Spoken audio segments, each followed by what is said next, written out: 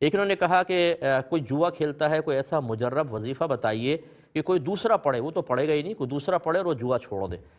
دیکھیں یہ اس طرح کے مطالبے جو ہے نا بالکل شریعت کے خلاف ہیں۔ یہ شریعت کے خلاف میں کیوں کہہ رہا ہوں؟ کبھی ایسا نہیں ہوا کہ صحابہ کرام نے آ کر کہا یا رسول اللہ ایک آدمی نماز نہیں پڑھ رہا وظیفہ دے دیں، وہ گناہ کر رہا ہے وظیفہ دے دیں، کبھی ایسا نہیں ہوا۔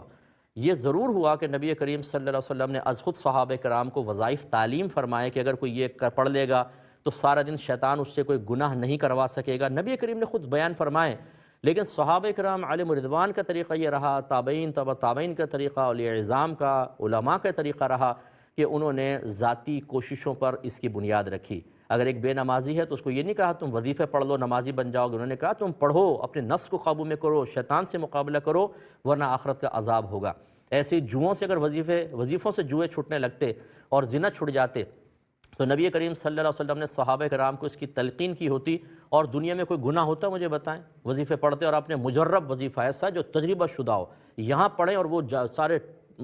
جوئے کے پیسے پھینک کر اور توبہ کر کے آ جائے، ایسا وظیفہ تو بھائی نہ ہم نے زندگی میں دیکھا، اور شریعت کی روشنی میں دیکھتا ہوں نہ ایسا ملنے کی کوئی امید ہے، اس سے وہ مکلف ہے۔ سب سے پہلے تو آپ لوگوں کو غور کرنا چاہیے کہ وہ جواری بنا کیسے ہے؟ کیا گھر میں دین کو داخل کیا تھا؟ کیا اس کی شرعی تربیت کی تھی؟ کیا والدین کو شرعی لحاظ سے جو تربیت شریعت تقاضا کر رہی ہے وہ کرنی آتی تھی؟ وہ فرض سر انجام دیا تھا؟ اس کی صحبتوں پہ توجہ رکھی تھی؟ ہم اپنی اولاد جب تک ہمارے ساتھ صحیح رہتی ہے نا، ماں باپ کے ساتھ، وہ کہنا مانتی رہے، تنخواہ لا کر ہاتھ میں دیتی رہے، اونچی آواز میں بات نہ کرے، ہمارا بیٹا بڑا نیک ہے، چاہے نماز نہ پڑھے، روزہ نہ رکھے، دین کی الف بے نہ آتی ہو، ہمارا بیٹا بڑا اچھا ہے۔ لیکن وہی بچہ اگر ماں باپ سے بدتمیزی کرے، کوئی بدنامی کا سبب بننے لگے، تو ہم کہتے ہیں کہ تجھے نہیں پتہ کہ والدین کا کتنا حق ہوتا ہے شریعت کے اندر، قرآن و حدیث میں کتنا حق بیان کیا ہے، اور پھر ہم دینداروں کی طرف آتے ہیں اس بچے کو سنبھالیں۔ اس سے پہلے آپ سنجیدہ کیوں نہیں ہوئے تھے؟ اس سے پہلے جب آپ کے مفادات پہ ضرب نہیں لگی تھی تو آپ نے اس بچے کو گناہ گار قرار کیوں نہیں دیا تھا، اور کیوں نہیں پوچھا تھا کہ مفتی صاحب ویسے تو بدتمیزی نہیں کرتا، تنخواہ ہاتھ میں لا کر دیتا ہے، جو کہتے ہیں کہنا مان لیتا ہے، لیکن نہ نماز پڑھتا ہے، نہ قرآن پڑھتا ہے، نہ روزہ رکھتا ہے، اور الٹی سیدھی حرکتوں میں بھی یہ لگا ہوا ہے، مطلب خراب قسم کی ایکٹیویٹیز میں، تو دعا کریں کہ ایسا ہو جائے۔ تو اس لیے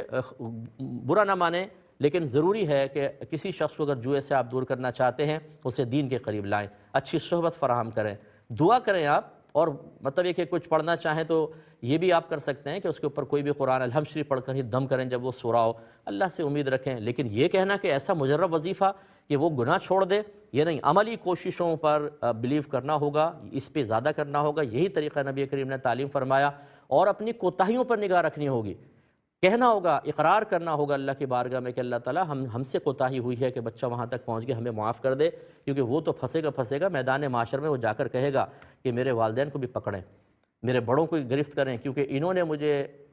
ہلکا لے کر اور دین کے قریب نہیں جانے دیا، گھر میں دین کو داخل نہیں ہونے دیا، تو میرا یہ حال ہو گیا۔ اگر یہ گھر والے سمجھتے ہیں کہ وہ جواری ہونے کی وجہ سے جہنم میں جائے گا، تو وہ جواری اپنے ساتھ کچھ اور کو بھی لے جانے کی طاقت اور صلاحیت رکھتا ہے، کیونکہ میدان محشر میں وہ اللہ کی بارگاہ میں التجا کرے گا۔ امید ہے کہ آپ بات سمجھ گئی ہوں گی۔